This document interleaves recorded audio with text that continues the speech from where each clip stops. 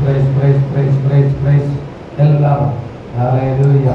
நல்லவரே ஸ்தோத்திரம், நல்லவரே ஸ்தோத்திரம், அன்புள்ளவரே ஸ்தோத்திரம், பரிசுத்தரே ஸ்தோத்திரம், நீதி உள்ளவரே ஸ்தோத்திரம். ஹல்லேலூயா. இயேசுவே மை ஆராதிக்கிறோம், பரிசுத்தரே மை ஆராதிக்கிறோம், ஆவியானவரே மை ஆராதிக்கிறோம், மகிமையுள்ளவரே மை ஆராதிக்கிறோம் ஆண்டவரே. ஹல்லேலூயா. ஒரு நாளும் தயை கண்டேனையா, அந்நாள் என்னை வெறுத்தேனையா. ஒரு நாளும் தயை கண்டேனையா, அந்நாள் என்னை வெறுத்தேனையா. தயை செய்தையா என்னை தயை செய்தையா.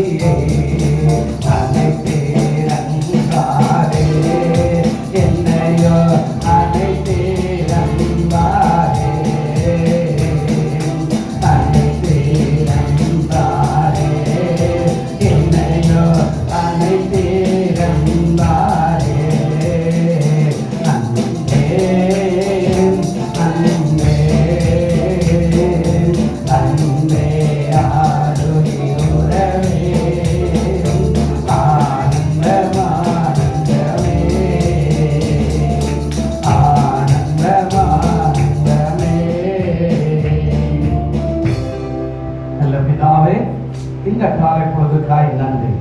உடைய அன்பு கரத்தில் ஒப்பு கொடுக்கிறோம். இந்த ஆராதனை ஆரம்பத்தில் முடிவதில்லை. உடனே ஒத்தாசை பண்ணுங்க. பரிசுத்த ஆவியானவர் பொறுப்படுத்திக் கொள்ளும். எனக்கு பாராட்டும் தகப்பனே, தடைகள் எல்லாம் மாற்றும். இயேசு கிறிஸ்துவின் நாமத்தினாலே பிரசன்ன இருக்கட்டும். உடைய நாமத்தை உயர்த்த உதவி செய். மக்களை துரிதமாய் கொண்டு வா. திருச்சபை மக்களை கண்டவரை குடும்பம் குடும்பமாய் வர உதவி செய். புதிதான மக்களை கொண்டு வா. கர்த்தர் கிருபை செய். இயேசு கிறிஸ்துவின் நாமத்திலே வேண்டிக் கொள்கிறோம் நல்ல பிதாவே. ஆமென், ஆமென்.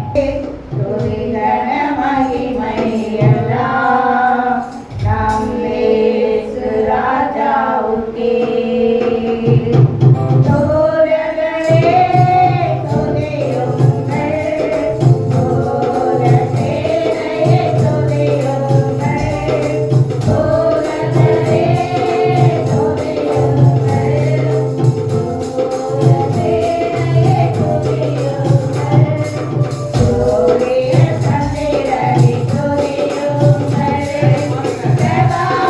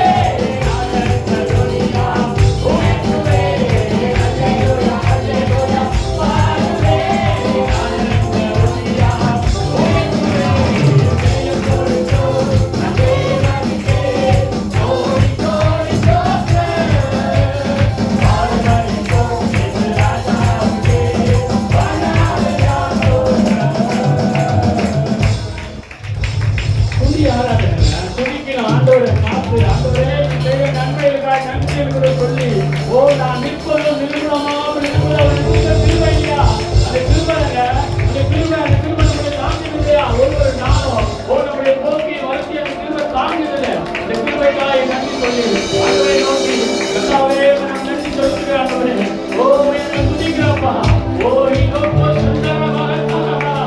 ஹalleluya நன்றியோடு துதிக்கிறோம் நன்றியோடு துதிக்கிறோம் ஆண்டவரே ஹalleluya ஹalleluya ஹalleluya ஹalleluya ஹalleluya ஹalleluya ஹalleluya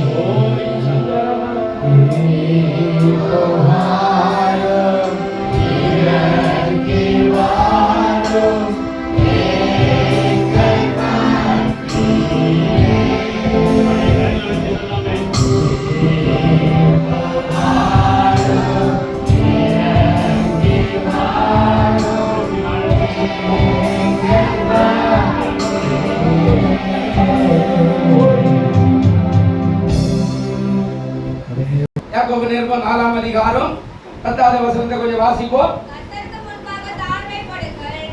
கர்த்தருக்கு முன்பாக தாழ்மைப்படுங்கள், அப்பொழுது அவர் உங்களை என்ன செய்வாருங்க? உயர்த்துவார். கர்த்தருக்கு முன்பாக உங்களை என்ன பண்ணுங்க? இதுதான் நாம செய்கிற ஒரு ஆராதனையாக இருக்கிற. கர்த்தருக்கு முன்பாக உங்களை என்ன செய்யுங்க?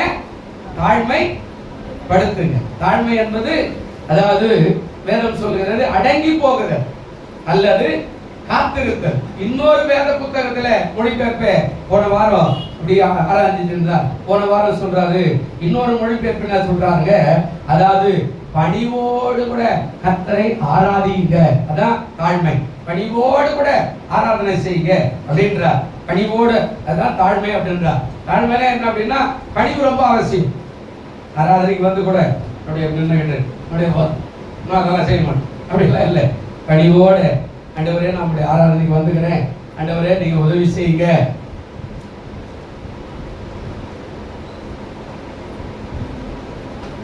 அந்த பணிவு எதிர்பார்க்கிறார்.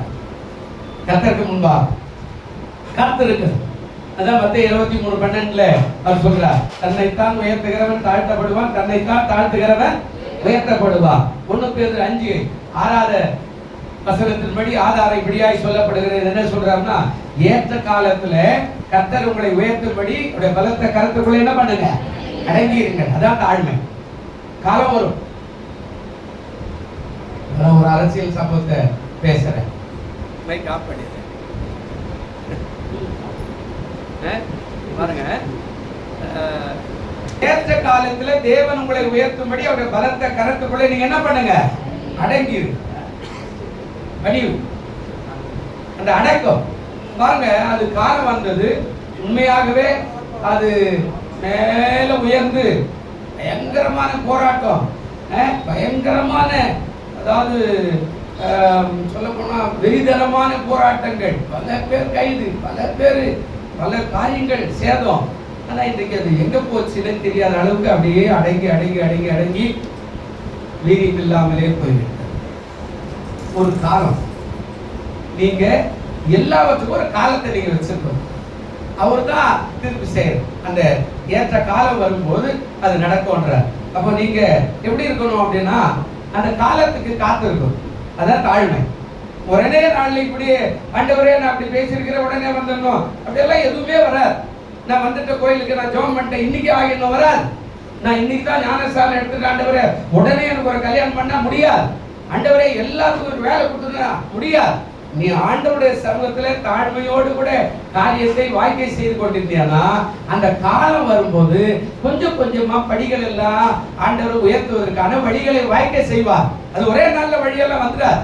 அப்படி வந்தா கூட அது நம்ம கிட்ட நிக்காது. வேதத்துல அப்படிதான் சொல்றார், துரிதமாய் வந்த ஆசீர்வாதம் முடிவில் என்ன பண்ணாதா? நிலை பெறாது. துரிதமா வேகமா வந்துச்சுன்னா அது முடிவிலே வேகமா போயிடும். கொஞ்சம் கொஞ்சமா முன்னேற்ற பாதைக்கு போனேன்னா அந்த ஆசீர்வாதம் முடிவு வரையில கட்டா இருக்கும். அதான் அந்த கொஞ்சம் கொஞ்சம் ஏற்ற காலம் வர வரையில ஆண்டவருடைய வழிகள் எல்லாம் சீர்படுத்துவார். நீ போகிற பாதை, உனக்கான பாதை, உனக்கு வேலை பாதை, வியாபார பாதை, எல்லா பாதையும் உனக்காக அதாவது சீர்படுத்தி முன்னேறி கரெக்டா அந்த இடத்துல போய் நிற்கிற வரையில உன்னை சீர்படுத்தி கொண்டே இருப்பார். உன் பாதைகளை சீர்படுத்துவார், உன் வழிகளையும் சீர்படுத்துவார், உனக்கான வேண்டிய காரியத்தை ஆயத்தப்படுத்துவார். நம்ம நினைச்சுக்கிறோம் ஒரு நாள் வந்தா மறுநாள் நடக்கணும், இல்லைன்னா பெரிய ஆண்டவர் என்ன அப்படி சரியில்லையா அப்படின்னு சொன்னா அவர் சந்தோஷமா விட்டுருவார், ஒண்ணுமே பண்ண மாட்டார். காலம் காத்துரு. தாவீது சொல்றார், நீ ராஜாவாயிட்ட, ஊரே மெச்சுக்குது. ஆமா, நீ ராஜாவாயிட்ட. அபிஷேகம் பண்ணிட்டார். சாமுவேல் கிராமத்துல உட்கார்ந்து அவன் மேல அந்த தைல குப்பிய கொட்டி அழகா சொல்லிட்டார், கர்த்தர் உன்னை ராஜாங்கத்துக்கு அழைக்கிறார் சொல்லிட்டார். அவ்வளவுதான், முடிஞ்சு போச்சு. அதுக்கப்புறம் தான் அவனுக்கு சோதனையே வருது. ஊரார் விட்டாங்க, சொந்த பந்து விட்டா, உடன் பிறந்து விட்டா, தாய் தவுக்கு விட்டா, எல்லாரும் விட்டா, யாரு நம்பினா ராஜா விட்டா, அந்த ஆடுகள் போயிடுச்சு, எல்லாம் போயிட்டுது, ஒண்ணுமே கிடையாது. ஆனா ஓடுறான். இப்ப அவன் ராஜா ஓடுறான் காட்டிலையும் கர்நாடகத்திலுமா அங்கே போய் கெபிகள் எல்லாம் தங்குறான், ஓடுறான். ஆனா காலம் வர வரைக்கும் காத்திருக்கிறான். கர்த்தர் அவனுக்கான வழியை செய்யறார், கர்த்தருக்கு அவனுக்கான பாதையை சரிப்படுத்துறார், கர்த்தர் அவனுக்குள்ள இருக்கிற காரியத்தை எல்லாம் மாற்றுறார். அவன் எப்படி ஜெபிக்கணும், எப்படி எல்லாம் பண்ணணும், எல்லாத்தையும் மாற்றுறாரு. ஒரு நாள்ல 400 பேர் அவன் எல்லாரும் சேர்ந்து கல்லெறியும்படியாக எல்லாரும் போகும்போது அவன் கர்த்தருக்குள்ள தன்னை திடப்படுத்தி கொண்டான். அல்லேலூயா. 400 பேர் ஒண்ணும் பெரிய மலை இல்ல. ஒரு சிங்கத்தை கிழித்தவன், ஒரு கரடியை கிழித்தவன், ஆமா பயங்கரமான போராட்டம் பண்ணி ஆடுகளை காப்பாற்றபடியா சிங்கத்தையே கிழித்து போட்டவன் 400 பேர் கிழிக்கிறதுக்கு ரொம்ப நேரம் ஆகாது. ஆனா அவன் தன்னை திடப்படுத்திக் கொண்டான். இப்ப அவன் ஆண்டவர் ஆயத்தப்படுத்தி இருக்கிறாரு. உன் வழிகளை ஆயத்தப்படுத்துறதுக்கு ஆண்டவர் ஆயத்தமா இருக்கிறார். ஹல்லேலூயா.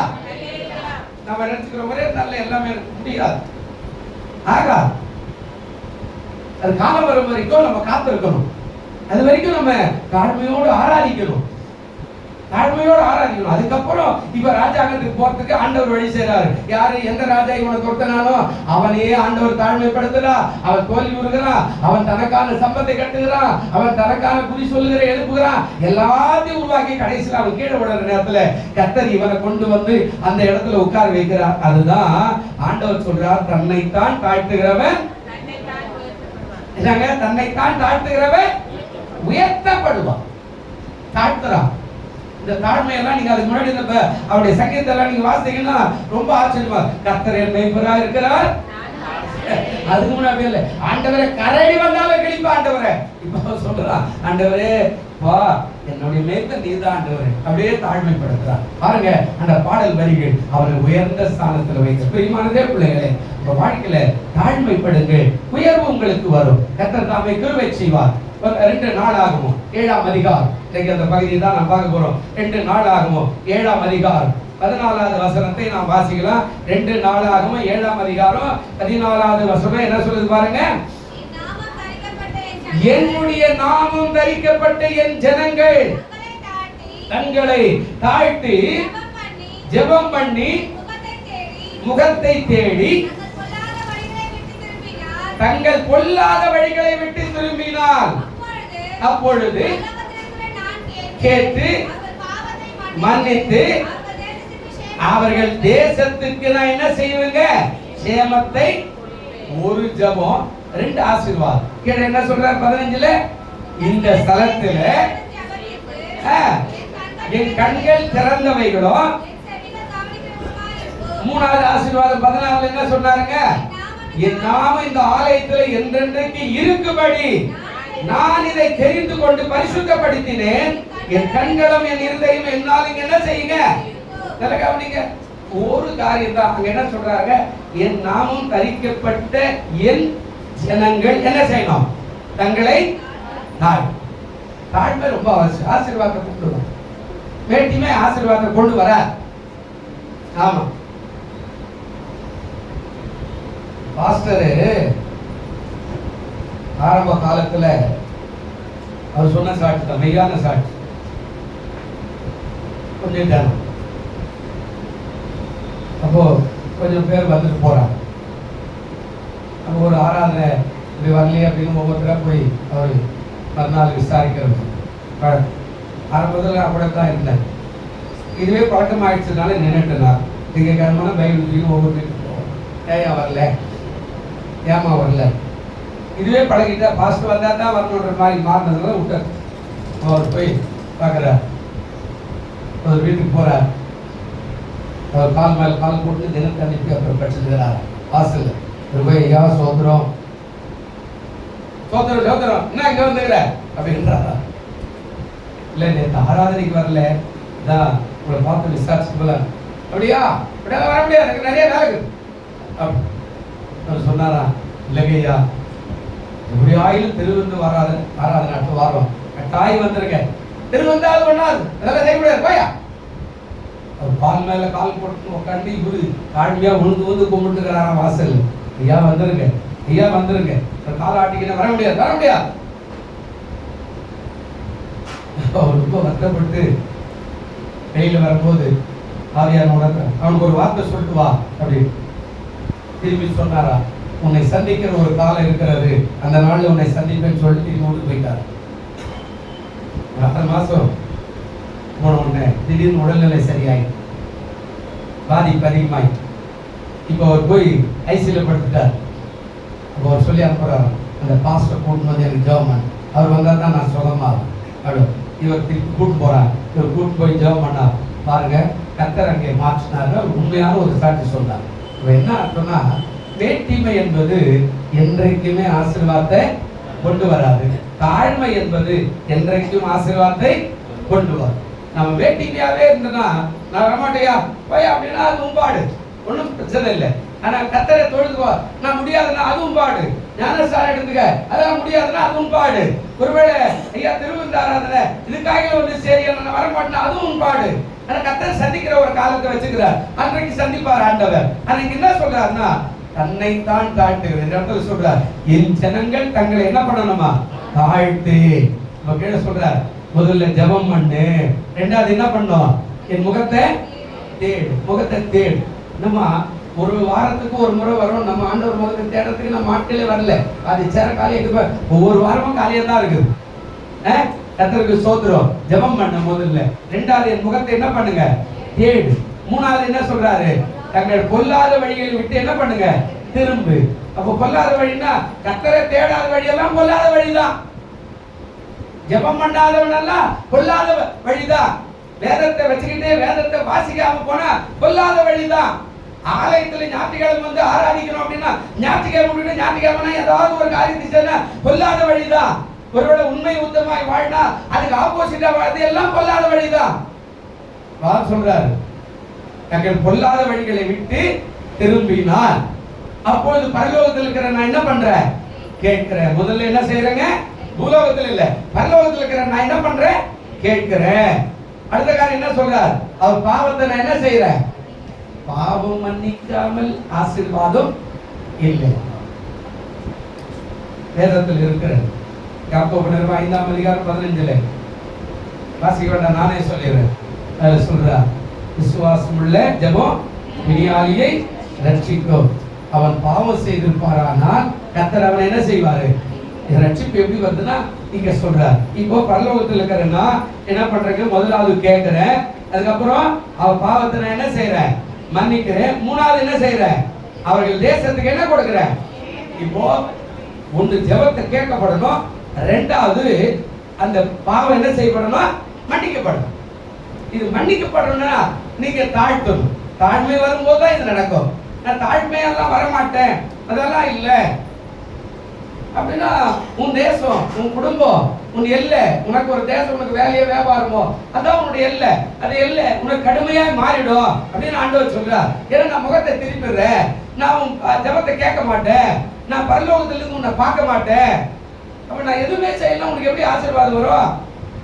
எல்லாத்துல ஆளை பார்த்த உடனே சோதரம் சோதரம் நம்ம சொல்லுவோம் இல்லை ஆளை பார்த்து சோதரம் பாஸ்டர் ஐயோ என் கஷ்டத்தை கேளுங்கள கேட்கிறோம்.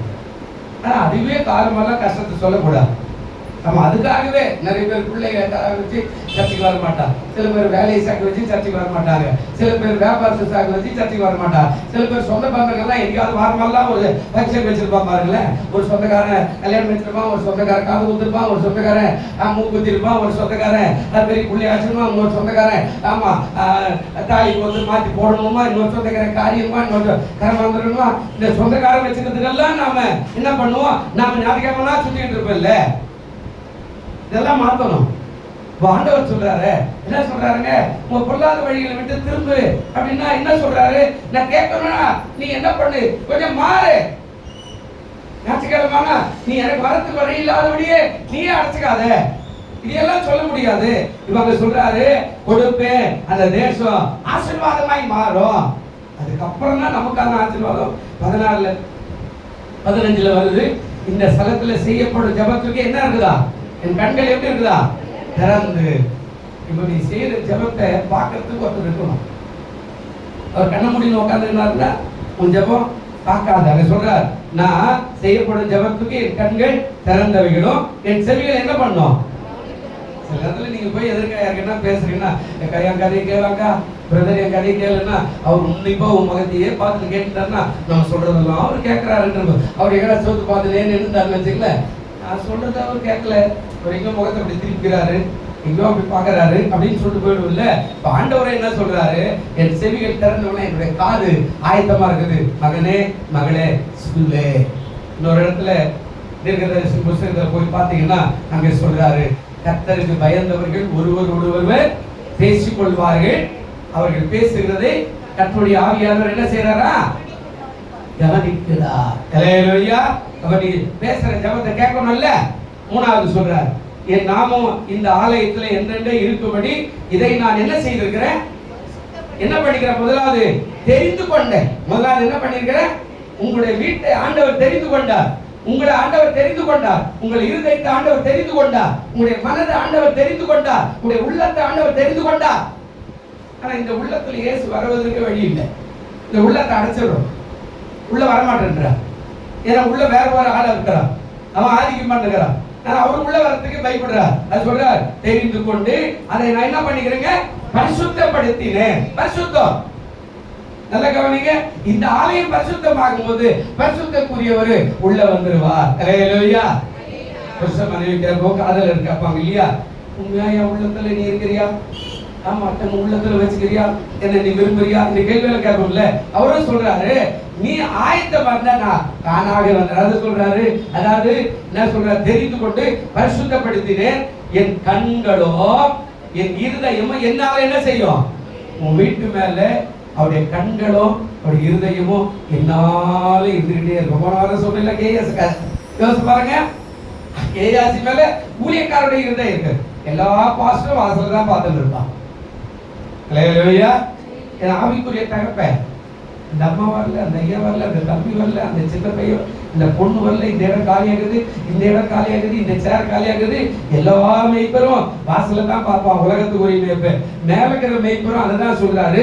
என்ன பேசுறாருங்க? அதாவது என் கண்கள் அந்த வீட்டு மேல, உங்க வீட்டு மேல, உங்க மேல, உங்க பிள்ளைகள் மேல இருக்கும். ரெண்டாவது கார் என்ன சொன்னாருங்க? என் இருதயமோ என்ன செய்யும்? உன்னை சுற்றி தான் இருக்கும். ஹல்லேலூயா. சத்தமா சொல்லுங்க, ஹல்லேலூயா. என் இருதயம். ஒரு தாய் எப்படி பிள்ளை பள்ளிக்கு சென்று திரும்பி வரலையேனா, வாசலுக்கு வெளியும் உள்ளவும் வெளியும் என் பிள்ளை வரல, என் பிள்ளை வரல, என் புருஷன் வரல, என் புருஷன் வரல, வாசலுக்கு உள்ள வெளியுமா போய் போய் வந்து பார்த்துருக்கிற மாதிரி இயேசுவானவர் உன்னை பார்க்கிறார். இன்னைக்கு ஏன் இந்த மகன் தூங்குறான்? இந்த மகன் ஏன் தூங்குறாங்க? காலையில் 5 மணி ஆயிடுச்சு. என்னுடைய சமூகத்துக்கு வந்து ஜெபிக்கிற ஒரு காரியம் இல்லையா? இன்றைக்கு ஓய்வு நாள் இல்லையா? என் ஆலயத்தில் இந்த மகள் வரணும் இல்லையா? இந்த மகன் வரணும் இல்லையா? உன்னுடைய இருதயத்துக்கு மேல அவருடைய இருதயம் உன்னை சுற்றி கொண்டே இருக்கிறது. ஹல்லேலூயா. சொல்லுங்க, ஹல்லேலூயா. வாழ்க்கை பயணத்திலே துணை வருபவரே,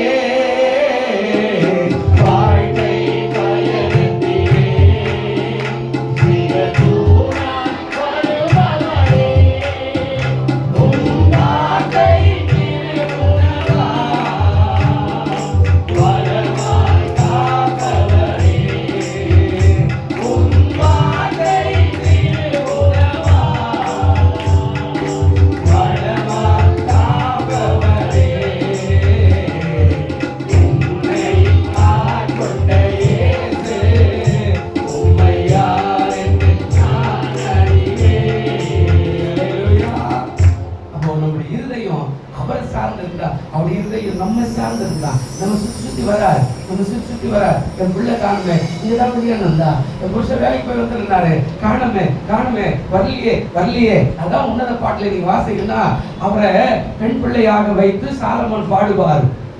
பெண் பிள்ளையாக வைத்து சாலமோன் நிறைய வார்த்தைகள் எல்லாம் கிரகித்து பேசுவார். சாலமோன் அவரை ஒரு மகளாக, ஒரு வாலிப கன்னிஸ்திரியாக பார்த்து, என் நேசரே வாரோம், என் வீட்டுக்கு வாரோம், என் தோட்டத்துக்கு வாரோம், என் தோட்டத்துல மாதுளம் கடிகளாய் ஆண்டவரே காய்த்திருக்கிறது, புசிக்க வாரோம். ஆனா இன்னைக்கு நம்ம எப்படி இருக்கிறோம்? நம்ம சரியா ஆகல, தாழ்மை ஆகலன்னா அவர் எப்படி உள்ள வருவாரு? யோசிச்சு பாருங்க. எத்தனை ஆசீர்வாதம் பாருங்க. சங்கீதங்களின் புத்தகத்துக்கு வருவோம். சங்கீதம் 18ஆம் சங்கீதம் 27வது வசனம். வேகமா நிறைய இருக்குது, நேரம் இருக்காது. சங்கீதம் 18ஆம் அதிகாரம் 27வது வசனம் வாசிங்க. நல்ல அழகா பேசுறாரு. தேவரே சிறுமைப்பட்ட ஜனத்தை என்ன பண்றீங்க? ரட்சிப்பீர். வேற்றுமையான கண்களை என்ன பண்ணுவீங்க? தாழ்மையானவர்களை ஆண்டவர் ரட்சிக்க வல்லவரா இருக்கிறார். ஹல்லேலூயா. அவர் தாழ்மை அதான் சொல்றார். தேவரே சிறுமைப்பட்ட ஜனம், தேவரே வாழ்க்கையில ஒன்றும் இல்லப்பா அப்படின்னு சொல்லி எப்போ தாழ்மைப்படுகிறார், சிறுமைப்பட்ட ஜனங்களை ரட்சிப்பீர். மேட்டிமையான கண்களை என்ன பண்றீங்க?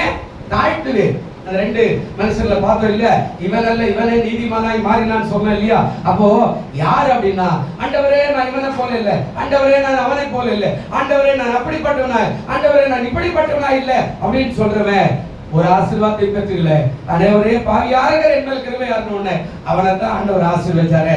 அவன் சிறுமைப்பட்டவனை ரட்சிக்கிற ஒரு ஆண்டவர் நம்முடைய வாழ்க்கையில தாழ்மை ரொம்ப ரொம்ப அவசியம். அடுத்த ஒரு வசனம் வாசிங்க. 75ஆம் சங்கீதம் என்ன சொல்றாரு பாருங்க. 75ஆம் சங்கீதம் 7வது வசனம் என்ன சொல்றாரு பாருங்க. 75ஆம் சங்கீதம் 7வது வசனம் இல்லையா? தேவனே நியாயாதிபதி ஒருவரை தாழ்த்தி ஒருவர் என்ன செய்தாரா?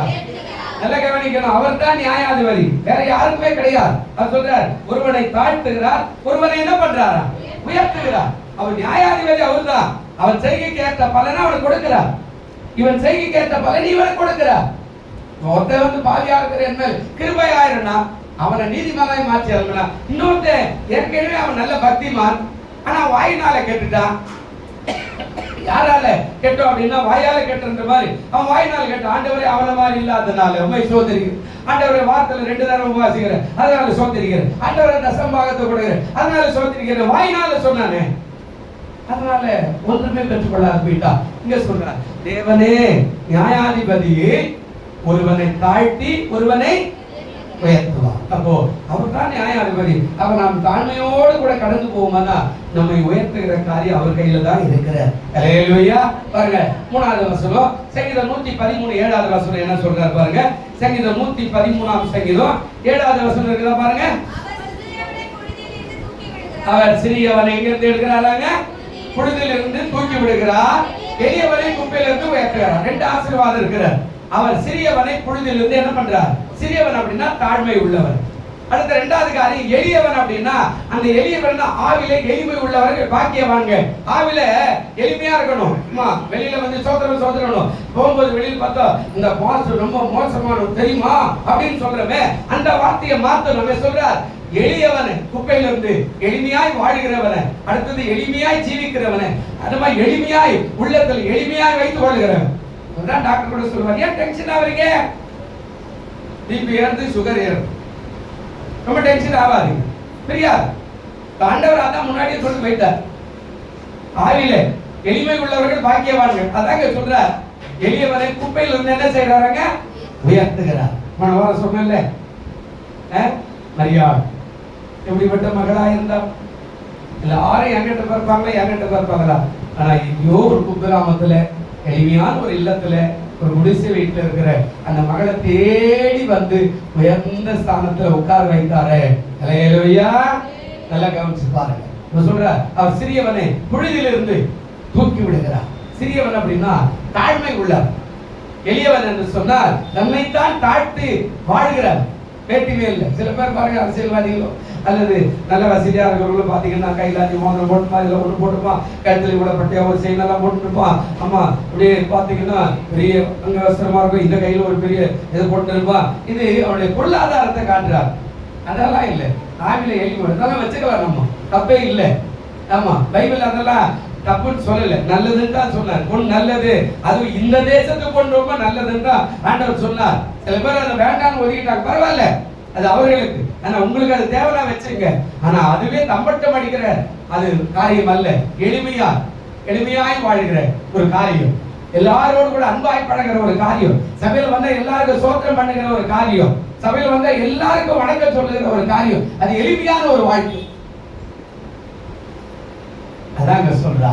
இப்படிப்பட்டவர்களை தூக்கி விடுகிறதும் உயர்த்துகிறதும் ஆண்டவருடைய வார்த்தை தான். இன்னொரு சங்கீதம் 138 சங்கீதம் 6வது வசனம் வாசிங்க பாருங்க.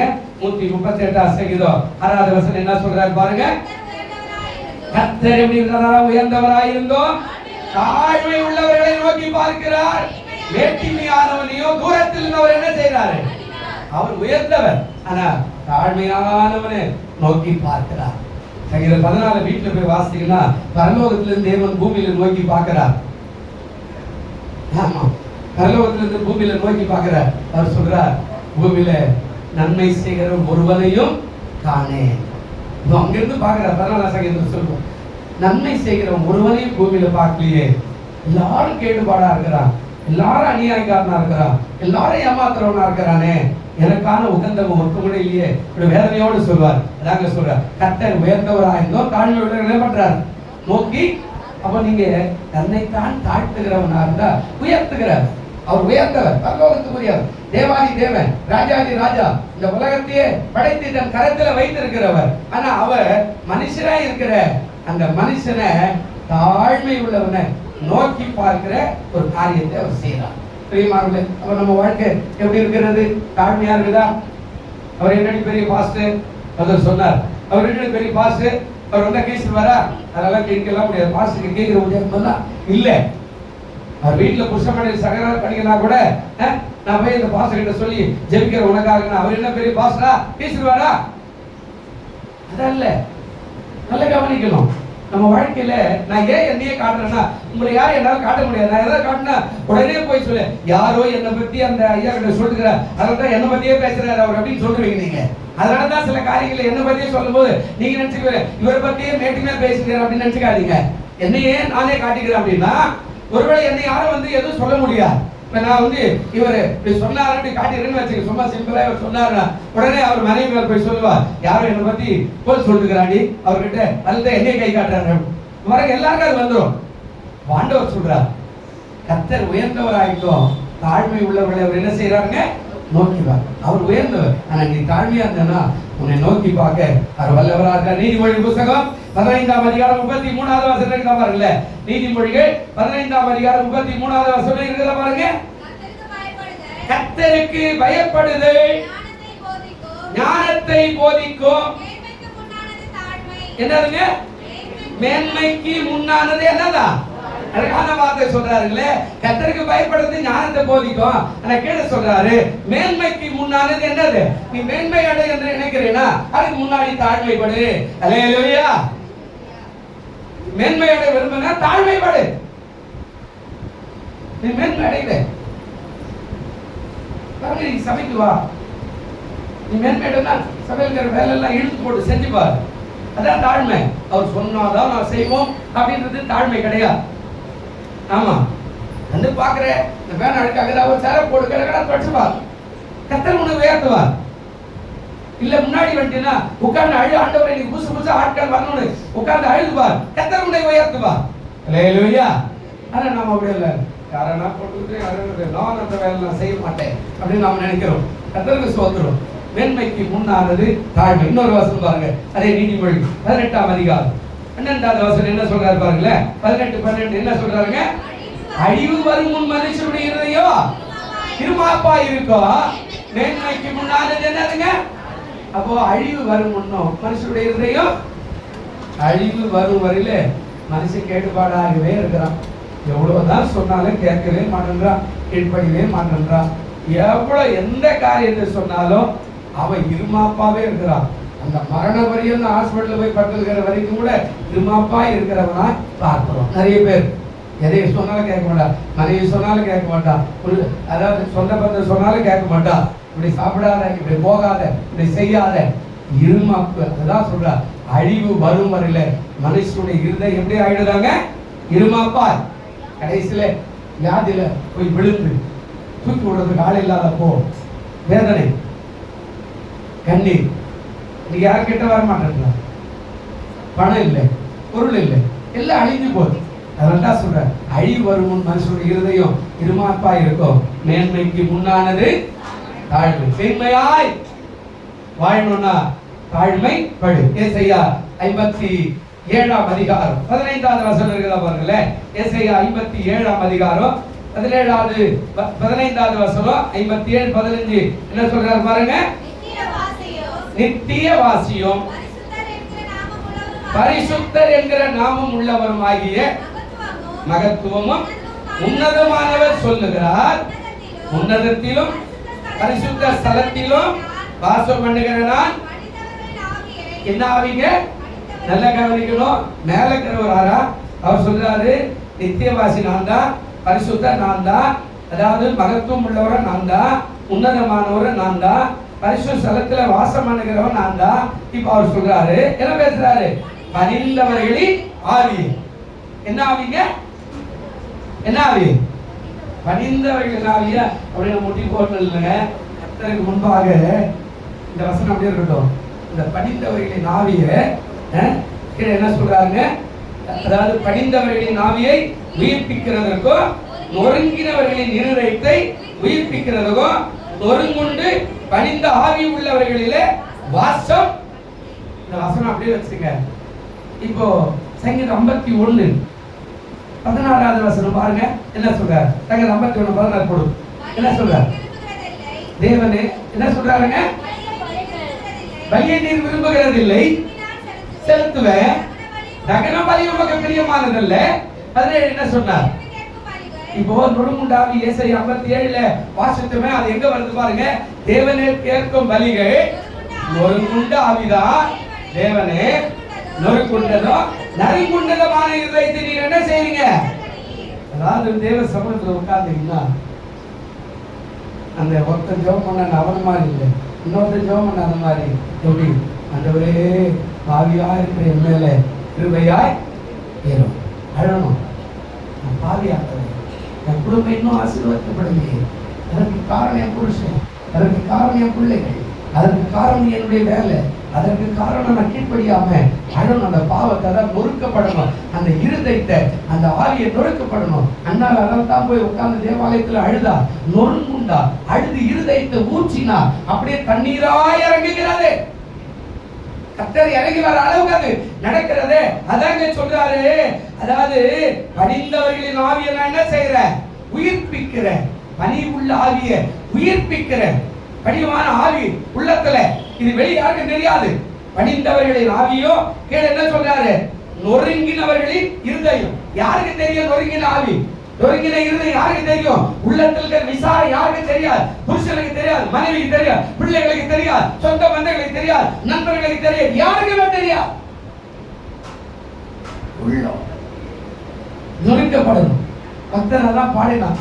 யாரும் தந்தையின் உள்ளத்தை யாரும் ஆனா உள்ள அரங்கம் வெளி அரங்கமா இல்ல. உள்ள அரங்கம் இங்க அசுத்தம், இங்க அநியாயம், இங்க வேதனை, இங்க கஷ்டம், இங்க கண்ணீர், இங்க கவலை, இங்க துன்பம், இங்க துயரம் நிறைந்திருக்கிறது. ஆண்டவரே அவர் சொல்றார். என்ன சொல்றாருங்க? அதாவது பணிந்தவர்களின் ஆவியை உயிர்ப்பிக்கிறதும் நொறுங்கினவர்களின் இருதயத்தை உயிர்ப்பிக்கிறதும் நொறுங்குண்டு பணிந்த ஆவி நொறுங்கி ஆண்டவரே பாவியா இருக்கிறார்களே. வாழ்க்கை இப்படி மாறும்போது உயர்வு உன் பட்சத்தில் வந்துவிடும். அல்லேலூயா. வேஷம் 4 பேருக்கு முன்னாடி வேஷம் எல்லாம் போடக்கூடாது. ஜாக்கிரதையா இருக்கணும். ஆண்டவர் பார்க்கிறார். உண்மையாகவே அழணும். உன் பிள்ளைகள் ரட்சிக்கப்படலைன்னா நீ உட்கார்ந்து இங்க வந்து இரவும் பகலும் அழணும்.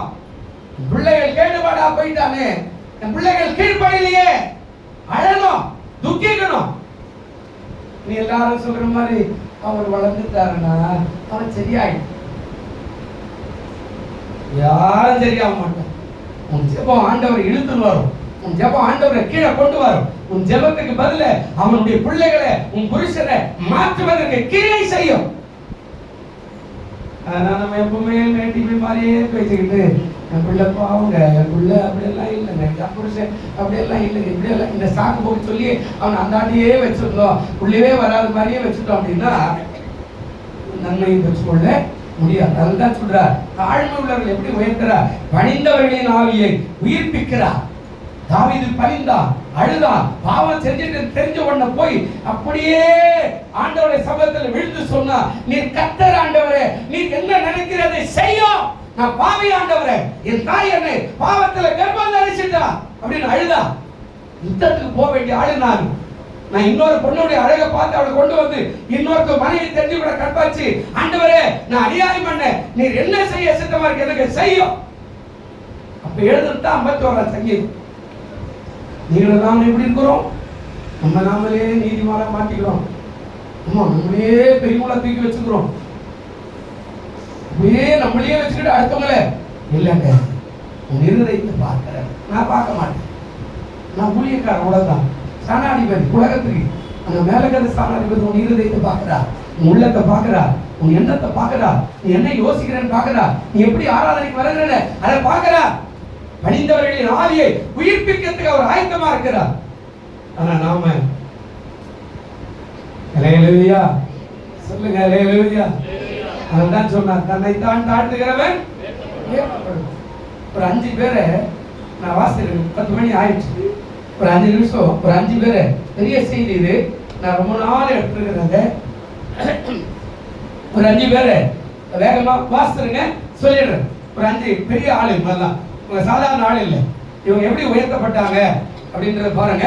ரூத்துடைய புஸ்தகம் 2ஆம் அதிகாரம், கொஞ்சம் வேகமா நீங்க போடுங்க, இல்லைன்னா வாசிங்க. ரூத்துடைய புஸ்தகம் 2ஆம் அதிகாரம் 12வது வசனம் கொஞ்சம் வாசிங்க. ரூத்துடைய புஸ்தகம் 2ஆம் அதிகாரம் 12வது வசனம். உன் செய்கைக்கு தக்க பலனை கர்த்தர் உனக்கு கட்டளையிடுவாராக. இஸ்ரவேலின் தேவனாகிய கர்த்தருடைய சட்டைகளின் கீழ் அடைக்கலமாய் வந்த உனக்கு அவரால் நிறைவான பலன் கிடைப்பதால். ரூத்து அதாவது தாழ்மைக்கு தக்க பலன். ஒன்று கீழ்ப்படிஞ்சார், 2வது வேலை செய்தார், 3வது காத்திருந்தார். நல்ல கவனிக்கணும், தாழ்மை. ஆமா, அதாவது தாழ்மை, கீழ்ப்படிந்தார். என்ன ஆண்டவர் சொன்னார் அதை செய்தார். 2வது வேலை செய்தார், போய் வேலையை செய்தார் மாமியாருக்காகவே இவ்வளவு. 3வது அவள் காத்திருந்தார், காலம் வருவார் இல்லை. உயர்ந்த ஸ்தானம், இயேசுவை பெற்றெடுக்கிற சந்ததியாக தேவன் அவளை மாற்றினார். ஹல்லேலூயா. 2வது ஒரு ஆள் பாருங்க, 1 சாமுவேல் 1ஆம் அதிகாரம் 15வது வசனம். சீக்கிரம் 1 சாமுவேல் 1ஆம் அதிகாரம் 15வது வசனம்.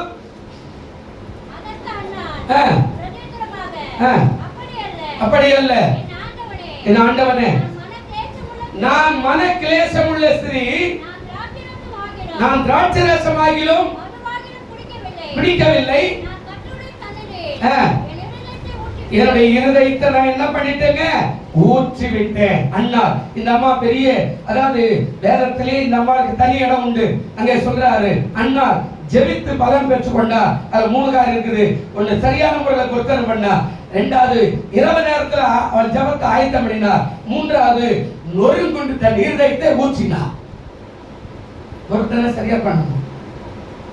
போற போக்குல ஒரு பொருத்தனை பண்ணிட்டு பார்த்துக்கலாம் சோதரம், நான் பொருத்தனை பண்ணேன், அப்படி இப்ப எல்லாம் கொடுக்க முடியாது. ஆண்டவர் கொடுத்துட்டு வச்சுக்குவார். நல்ல சரியான பொருத்தனை. அவள் ஜெபத்தை எப்ப எடுத்தா தெரியுமா? இங்க செக்காட்டியார் சண்டை, இங்க புருஷ சண்டை. ஒருவேளை நான் இருக்கிற மாமியார் கூட இருந்திருக்கலாம், அவளுக்கும் தெரியக்கூடாது. அவள் இரவு நேரத்தில் தெரிந்து கோயில்ல போய் உட்கார்ந்து ஆயத்தம் பண்ணி, கோயில்ல வந்து ஜெபம் பண்ண வேண்டிய அவசியம் இல்லை. உன் புருஷன் சந்தேகப்படுவார். ஆனா உன் வீட்டிலேயே இரவு நேரத்தை தெரிவு செய்து நீ கண்ணீரோடு அழு, கர்த்தர் உன் குடும்பத்தை ரட்சிப்பார். ஹல்லேலூயா. பிள்ளை இல்லை, பிள்ளை கொடுத்தார். ரூத்துடைய வாழ்க்கை மறு மனத்தை ஆண்டவர் செய்தார். தாழ்மை. 3வது பாருங்க, 1 ராஜாக்கள் 21ஆம் அதிகாரம் 27வது வசனம். 1 ராஜாக்கள் 21ஆம் அதிகாரம் 27வது வசனம். ஆகாப் இந்த வார்த்தைகளை கேட்டபோது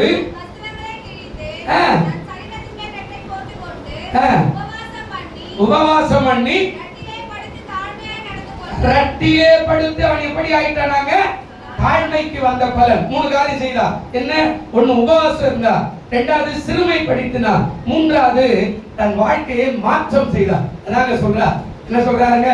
இந்த வார்த்தையை கேட்ட போது தன் வஸ்திரங்கிற போதில்ல கிழித்தார். 2வது தன் சரீரத்தின் மேல ரெட்டை போர்த்து கொண்டு உபவாசம் பண்ணினான். ரெட்டிலே படுத்து தாழ்மையா நடந்தான். அதாவது 3 காரியம். 1 உபவாசம், 1 சிறுமை, தன் வாழ்க்கையை மாற்றினான். எவ்வளவு நாளைக்கு இப்படியே வறட்சியா இருக்கணும்னு ஆசைப்படுறீங்க? எவ்வளவு நாளைக்கு என்ன போதுங்க? மாற்றுங்க, மாற்ற வரட்டும். வாழ்க்கையில மாற்றத்தை காட்டு. இருக்கிறவரு உனக்காக இறங்கி வருவார். தாழ்மை. அதான் கர்த்தருக்கு முன்பாக தன்னை தாழ்மை. இப்போ ஆகாப் என்ன பண்றான்? பெரிய காரியங்களை செய்யும்போது வீட்டுல உபவாசத்தை ஏற்படுத்து. உன் வீட்டுல உபவாசம் பண்ணு, உன் குடும்பத்தோட பண்ணு, உன்னுடைய மனைவி தனியா பண்ணு, புருஷன் தனியா பண்ணு. ஏன் இப்படி பிரச்சனை? சம்பாதிக்கிற எங்க போட்டு தெரியல, இந்த பணம் பொருள் எல்லாம் எங்க போகுதுன்னு தெரியல.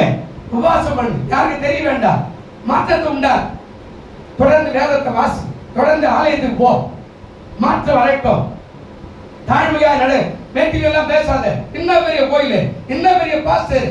நீங்க நிறைய பேர் பெந்தோகோஸ்த விசுவாசிங்க ஏன் அடிச்சு போயிட்டாங்க அப்படின்னா, நீங்க நிறைய சபைகளை போய் பார்த்தீங்கன்னா பாஸ்டர் குறை பேசியே பாருங்க அழிஞ்சிட்டாங்க. பார்த்தீங்கன்னா அந்த ஊழியக்காரன் பாவம் உங்களுக்காகத்தான் போராடுற, ஆண்டவர் அடிக்கிறார், பேசு பேசு.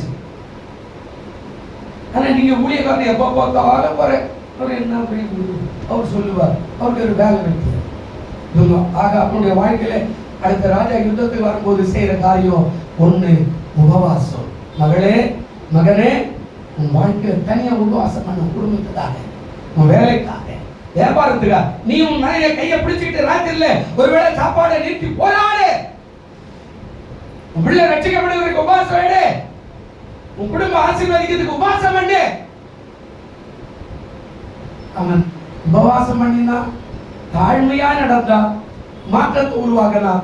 இப்ப ஒழுங்கா கோயிலுக்கு போகணும், ஒழுங்கா சர்ச்சைக்கு போகணும், ஒழுங்கா நீதி நியாயம் நடக்கணும், கர்த்தருக்கு என்று பயந்து நடக்கணும். அந்த காரியத்தை செய்தா நாளா நேரம் முடிஞ்சு போச்சு இல்ல, அதெல்லாம் சொல்றேன். இதெல்லாம் பெரிய பிரசங்கம். இதுவே இந்த அஞ்சு சப்ஜெக்டே பெரிய காரியம். நாலாவது 2 நாளாகும் 33:12 2 நாளாகமும் 33ஆம் அதிகாரம் என்ன சொல்றாரு பாருங்க. 12வது வசனம். 2 நாளாகமும் 33 12வது வசனம் வாசிங்க. தன்னுடைய தேவனாகிய கர்த்தரை நோக்கி அவன் என்ன செய்தான்? கெஞ்சி. ஆமா பாருங்க, இவன் யாரு அப்படின்னு சொன்னா மனாசே என்று சொல்லப்படுகிறார். மனாசே என்ற ராஜா 33:1 சொல்றார். மனாசே ராஜாவாகிற போது எதிர் வயசு இருந்தானுங்க. 12 வயதா இருந்து 55 வருஷம் எருசலேமில் அரசாண்டான். அவன் மனாசே 12 வயசுல ராஜாவாகி வளர்ந்துட்டான். வளரும் போது பிரச்சனை வருது. பிரச்சனை வரும்போது அவன் என்ன செய்யறான் அப்படின்னா, அதாவது கெஞ்சிலாம், அழுதான், மேட்டிமே விட்டுட்டா.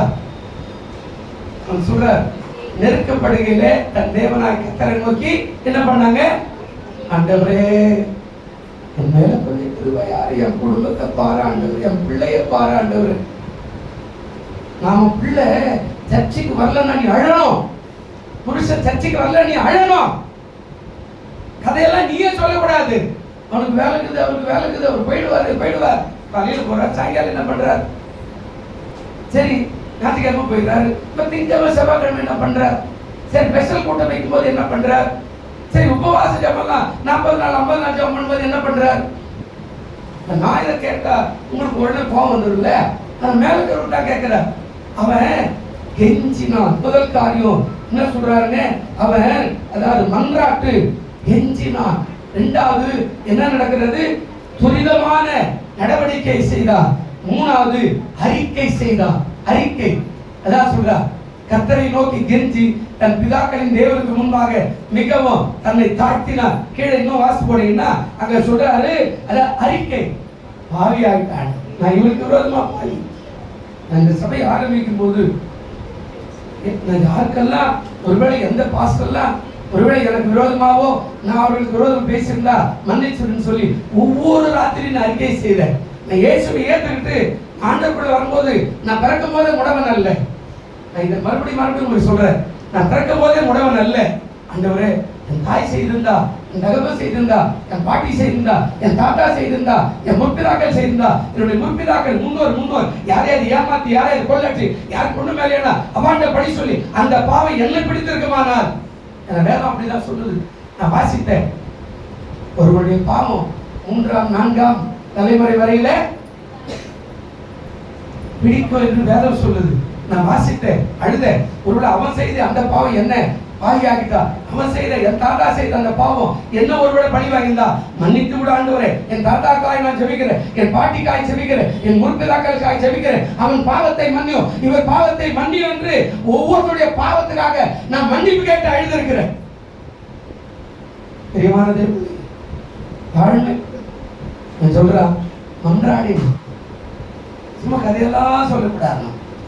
காலைல போலியா பிள்ளைய தட்டு, போய் சாயங்காலம் போ, கோயிலில் போய் சத்தியத்தை கேட்டு வா, போய் ஆராதனை பண்ணு, உன் கையில் ஒரு 5 ரூபாய் காணி போட்டு வா.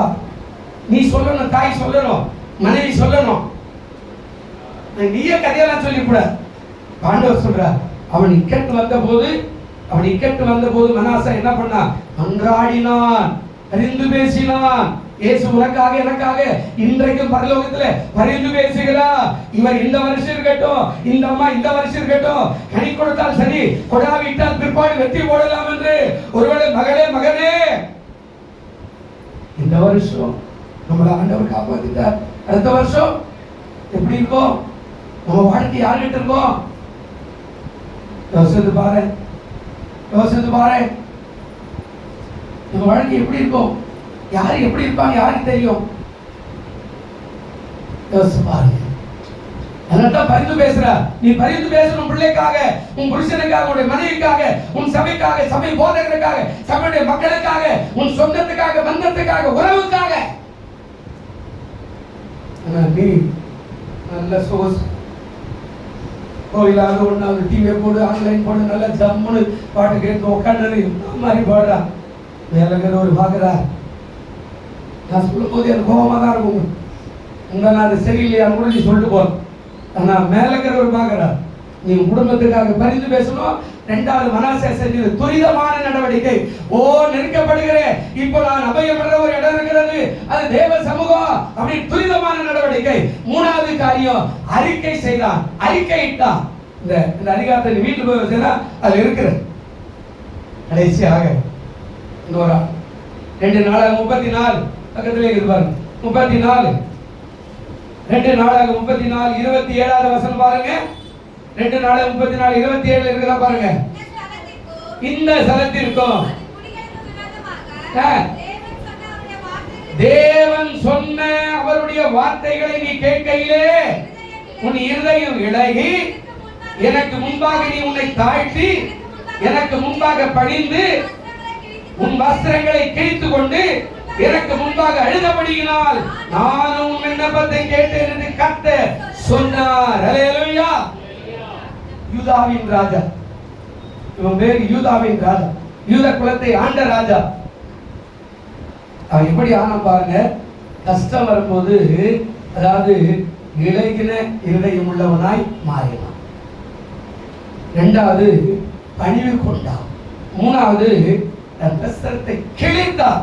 அப்படின்னா என்ன அர்த்தம்னா, தன் பாவத்தை, நம்ம வீடு ஆசீர்வாதமாய் வராது இருக்கிற அந்த வஸ்திரம் எதுவா இருந்தாலும் இயேசுவின் நாமத்துல கிழித்தெறிகிற ஒரு காரியத்தை நீ செய்யணும்.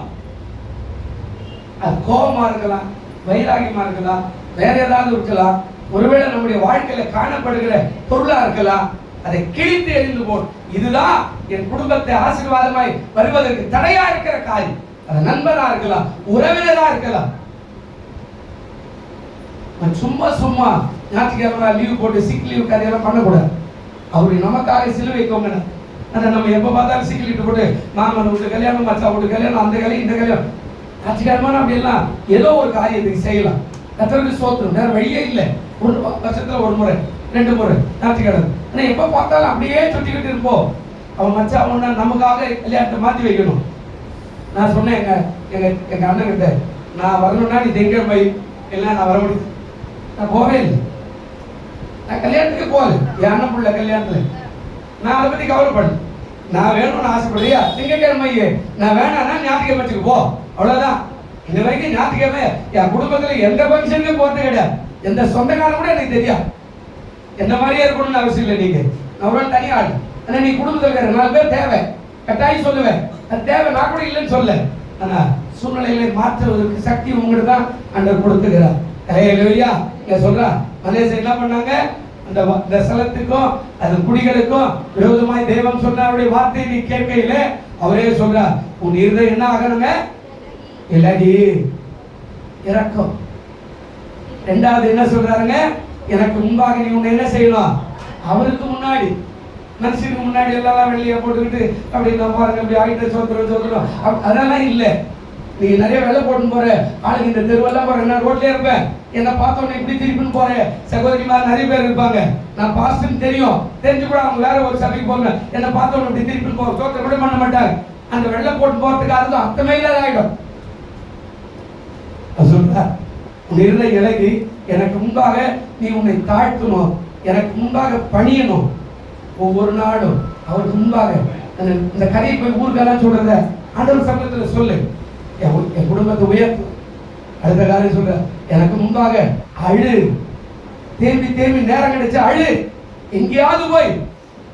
நான் இந்த சபையை ஆரம்பிச்ச புதுசுல இந்த சபையில இருக்கிற அத்தனை குடும்பங்களுக்காக திரிசூல மலையை போய் உட்கார்ந்து அழுவேன். பாரதி நகரில் ஒரு குடும்பம் இருக்குல்ல, கிருஷ்ணனுக்கு மனைவிக்கும் பயங்கரமான தகரா, அந்த பிரச்சனை எல்லாம் தீர்க்க முடியல. நான் ஒவ்வொரு நாள் அதிகாலையில் இங்கிருந்து 4 மணிக்கு புறப்பட்டு 6 மணிக்குள்ள திரிசூல மலை மேல ஏறுவேன். வண்டியில போய் உட்கார்ந்து முதல்ல அவங்களுக்காக ஜெபம் பண்ணுவேன். புருஷன் பொண்டாட்டி வாழணும், பிரியக்கூடாது. இயேசுவின் நாமத்துல ஷாலோம் சபைக்கு வந்து புருஷன் பொண்டாட்டி பிரியறது தேவனுடைய சித்தம் இல்ல. என்ன நான் ஆண்டவரை அர்ப்பணிக்கிறேன். அந்த கள்ளி மரத்து கீழே போய் உட்கார்ந்து முள்ளுல கல்லுல என் தலையை போட்டு அடிச்சு அடிச்சு அழுவேன் ஒவ்வொரு குடும்பத்துக்காக. இங்க ஒன்னாயிட்டா நல்லது, ஒன்னு 2 பேரும் சேர்த்து ஈட்டில் கொடுத்துனாங்க. பாச சரியில்லை, அவுட். பரவாயில்ல, மனுஷன் அப்படித்தான் இருப்பா, ஒன்றும் பெரிய கதை இல்லை. நான் உங்களுக்கு சொல்லித்தரேன். நீங்க சொல்றார் அழுதபடினா, எனக்கு உண்டாக அழுதபடினா நல்ல அழு தேம்பி தேம்பி நம்ம அதையெல்லாம் ஜபம் பண்ணுறது ஜனங்க. எங்க பார்த்தாலும் கள்ளி மாத்தங்க 2 பேர் 4 பேர் 5 பேர் ஒண்ணு தனித்தனியா உட்காந்து. இப்ப இடம் இல்லை, தனியா அழைத்துக்கான இடம் இல்லை, எல்லாத்தையும் அடைச்சிட்டாங்க. இந்தியா கொஞ்சம் மாறிடுச்சு, இதை கட் பண்றது. இந்தியா கொஞ்சம் மாற்றதுனால எல்லா இடத்தையும் அடைச்சிட்டான். திரிசூல மலைக்கு போய் கிறிஸ்துவ ஏறதுக்கு வெளியில ஆக்கிட்டான். ஒவ்வொரு வெள்ளிக்கிழமை, சில நேரத்தில் செவ்வாய்க்கிழமை காலையில் 5:30 மணிக்கே மேல இருக்கு அழுவேன். சபையோட உங்களுக்காக பரிந்து பேசுறவர் அழுதா. ஆனா நீ உன் குடும்பத்துக்காக அதிகாலையில தூங்கி நின்றா எப்படி உன் குடும்பம் ஆசீர்வாதமா இருக்கும்? எப்படி உன் தூக்கத்தை கெட்டு ஆண்டவர் ஆசீர்வதிப்பாரா? ஒவ்வொரு நாள் காலையில உன் குடும்பத்துக்காக ஜெபிக்கிற நேரம் அதிகாலை ஜெபமா இருக்கட்டும், அது ஆசீர்வாதத்தை கொண்டு வரும். உள்ள உனக்கு முன்னாடியே மாற்றம் தெரியலையா? தாறுமாறான வழியில போது ஆண்டவரை தேடாம உனக்கு இன்னும் கூட அழுக வரலையா? கண்ணீர் வரலையா? பிரியமான தேவர்களே, நேரம் அது நிமிஷம் எக்ஸ்ட்ரா போயிடுச்சு, மன்னித்து கொள்ளுங்க. கர்த்தருக்கு சொல்றோம், தன்னை தான் தாழ்த்துகிறவன் என்ன செய்யப்படுவான்? உயர்த்தப்படுவான். தாழ்மைப்படுங்கள், கர்த்தர் உங்களை ஆசீர்வதிப்பார். நல்ல பிதாவே, இந்த செய்தியை கேட்டுக்கொண்டிருக்கிற பார்த்து கொண்டிருக்கிற எல்லாருக்காய் சோதரம் சொல்லப்பட்ட இந்த 5 ஆண்டவர் ஆக்கியோக்களுக்காய் சோதரிக்கிறோம். பெரிய பெரிய தேவதாசர்கள் தங்களை தாழ்த்தும் போது அற்புதங்களை பெற்றார்கள். அதுபோல தங்களை தாழ்த்தும் போது அற்புதங்களை பெற்றுக்கொள்ள உதவி செய், கிருபை பாராட்டு. இயேசு கிறிஸ்துவின் நாமத்தில் வேண்டிக் கொள்கிறோம் நல்ல பிதாவே, ஆமென்.